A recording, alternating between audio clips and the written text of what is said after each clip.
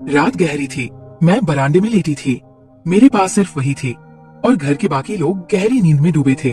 उसकी सांसें मेरे गले के पास गर्माहट बिखेर रही थी और मेरा दिल तेजी से धड़क रहा था।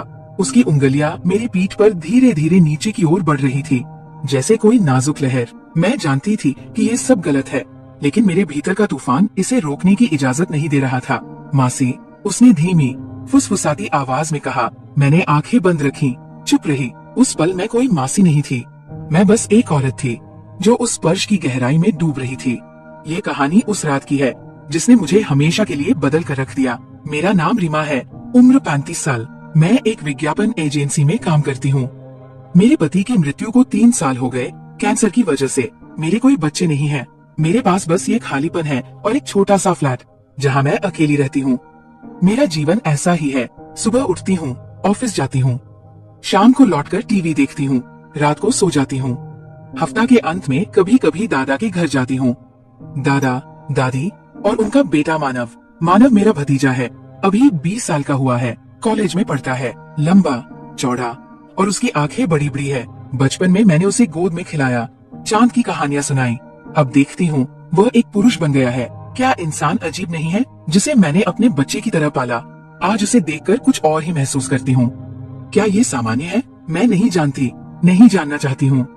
उस शुक्रवार की शाम को मैं दादा के घर गई। दादा और दादी किसी शादी में गए थे, रविवार को लौटने वाले थे। मानव ने कहा, मासी तुम आज यही रुक जाओ ना, अकेलापन लग रहा है।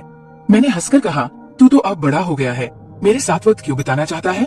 उसने कहा, बड़ा होने का मतलब ये थोड़े है कि मासी के साथ वक्त नहीं बिता सकता। उसकी आवाज इतनी नरम थी कि मेरे सीने में एक कंपन सा हुआ। मैंने कहा, ठीक है, रुक जाऊंगी। शाम बातों में बीत गई। रात का खाना खाने के बाद हम टीवी देख रहे थे। मानव मेरे पास बैठा था। अचानक बिजली चली गई। पूरे इलाके में लोड शेडिंग। मासी, बरामदे में चलो, वहाँ हवा मिलेगी, उसने कहा। बरामदे में 2 कुर्सियां बिछाई। हम बैठकर बातें करने लगे। रात की हवा चल रही थी।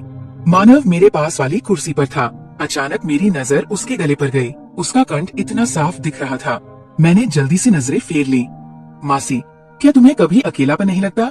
उसका सवाल इतना अप्रत्याशित था कि मैं चौंक गई। मतलब मामाजी के जाने के बाद तुम अकेली रहती हो, कोई साथी नहीं? मैंने गहरी सांस ली। सब तो अकेले ही हैं, मानव। साथ रहने से कोई अकेला नहीं रहता, ऐसा तो नहीं है।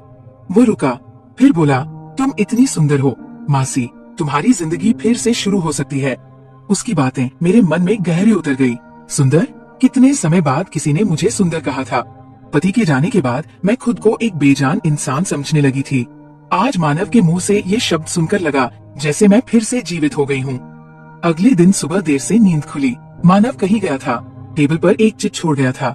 मासी, दोस्तों के साथ गया हूँ, दोपहर को लौटूंगा, तुम्हारे लिए नाश्ता तैयार करके रखा है।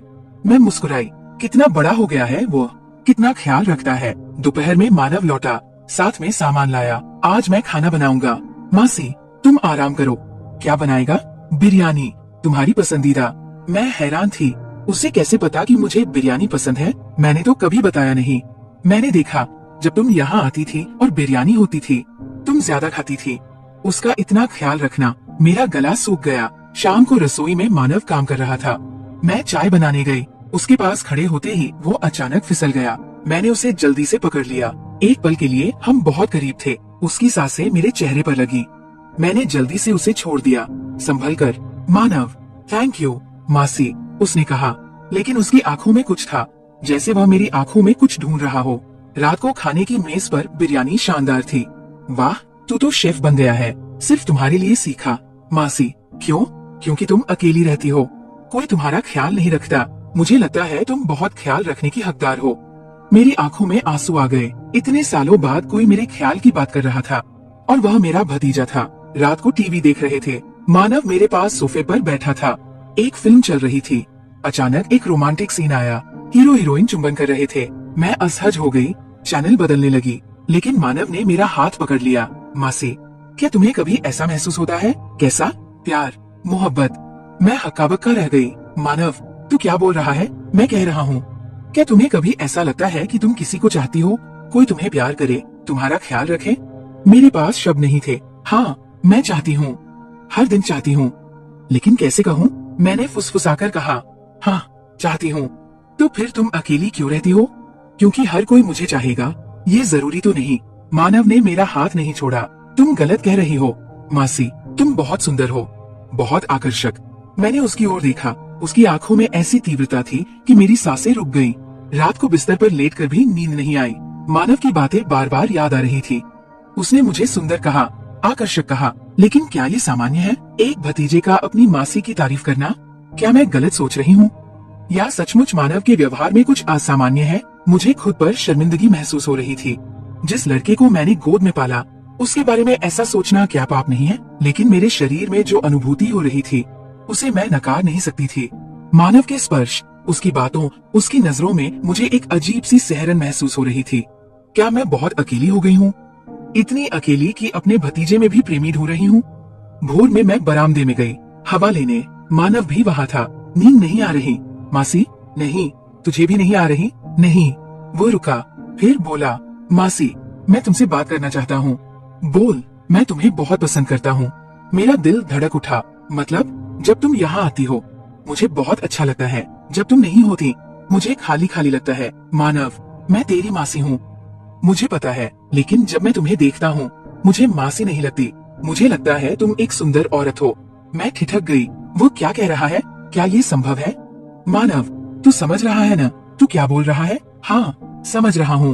मैं पागल हो गया हूँ। मुझे पता है ये गलत है, लेकिन मैं खुद को रोक नहीं पा रहा। उसकी आंखों में आंसू थे। मैंने उसका सिर सहलाया।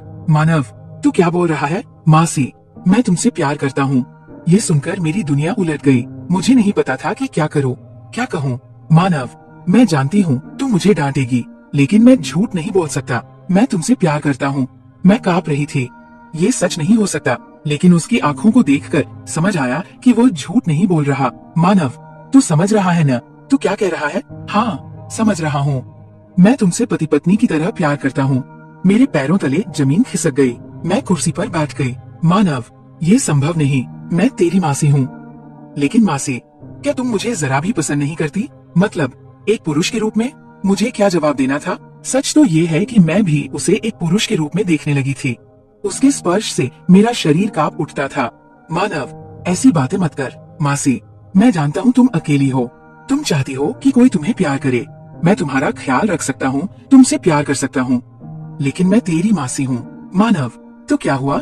हम दोनों बालिग हैं। मैं तुम्हें मजबूर नहीं कर रहा। मैं बस कह रहा हूँ कि मैं तुमसे प्यार करता हूँ। मेरे पास शब्द नहीं थे। मानव मेरी कुर्सी के पास आकर बैठ गया। उसने मेरा हाथ पकड़ा। मासी, मैं जानता हूँ तुम मुझे पसंद करती हो। मैंने तुम्हारी आंखों में देखा है।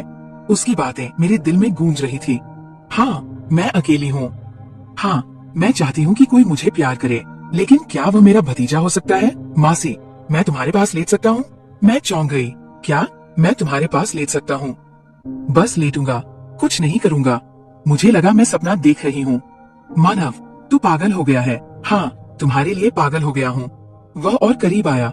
मैं पीछे हटी। मासी, डरो मत, मैं तुम्हारा कोई नुकसान नहीं करूंगा। मानव, ये गलत है, तो तुम मुझे